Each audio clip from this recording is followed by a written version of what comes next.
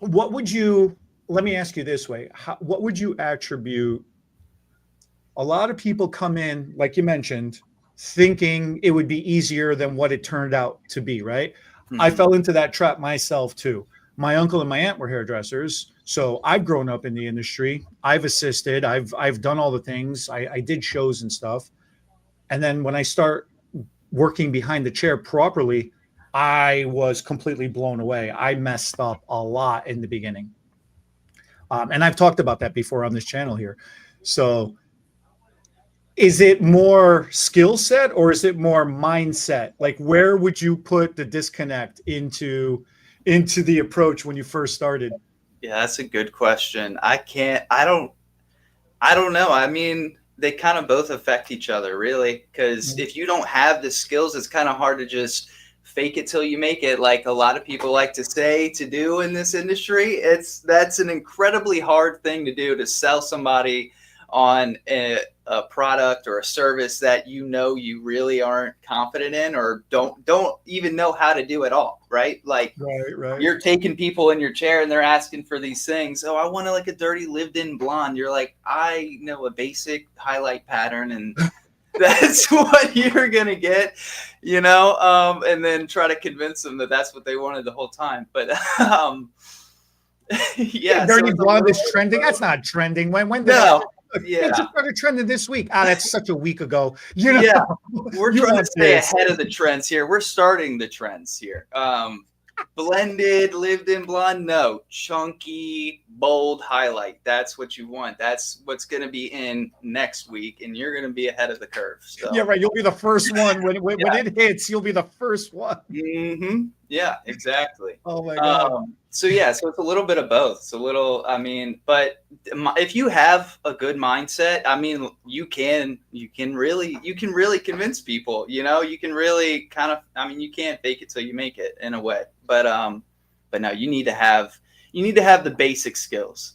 That's for sure. You need to have the basic skills down, and then have the confidence to keep pushing into that unknown, uncharted territory, and don't be afraid to make a few mistakes. I definitely have, and like you said, you definitely have. Oh, and I Um, continue to make mistakes. And we say, Bernard and I talk about this all the time. It is the best teacher is to make a mistake, identify what happened, why it happened, and how it happened, and then be able to fix it. I was told this advice a long time ago, like about 25, almost 30 years ago. I was told this advice. A good hairdresser can get the client in their chair, perform the service, and send them out happy. A great hairdresser can mess up and then know how to fix it. That's the difference between being good and being great, you yeah, know? I like that. Yep, and So that's it very was true. powerful, powerful advice given to me a long time ago. And it Yeah, still stands true to today that it aged beautifully, right? yeah, absolutely. All right, let me hit you with a statistic. It said that what we do behind the chair, out of 100% measure, right? 10% of it is your actual skill, 90% of it is your mindset. How's that for a statistic? What do you think when you hear that? Um, I'm thinking about my time behind the chair, and I think I would say that that's pretty accurate. Yeah, yeah. I mean, I definitely, yeah, I would say that that's very true. It's just like a mind blow, right? Yeah, yeah, Because it's here you very are. true. Like I'm thinking of everything right now because I'm like, yeah, because if you don't have the right mindset, you're not going to take the risks. You're not going to make the mistakes. You're going to find a way to not do it. You're going to have another stylist maybe help you, or in a lot of cases, just do it for you. Um, so yeah, having that right mindset to just be like, yeah, I'm gonna knock this out. I'm gonna work at this, and I'm gonna make my mistakes, or maybe, just maybe, you actually just kill it first try. That happens sometimes. Sometimes you take a risk and it works out and it pays off.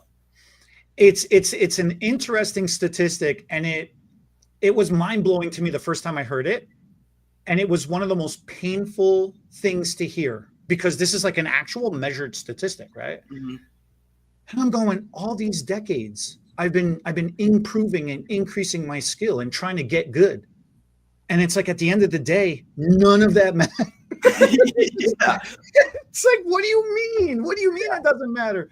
And it's like, because if you can't focus properly, if you can't communicate that properly with the client, if the client doesn't understand the ride that they're on with you, the journey that you're taking them to get them to what they want, you could be the best stylist in the freaking world, but it doesn't matter for nothing unless you can learn how to, communicate and have that relationship and hold that whole mindset with somebody.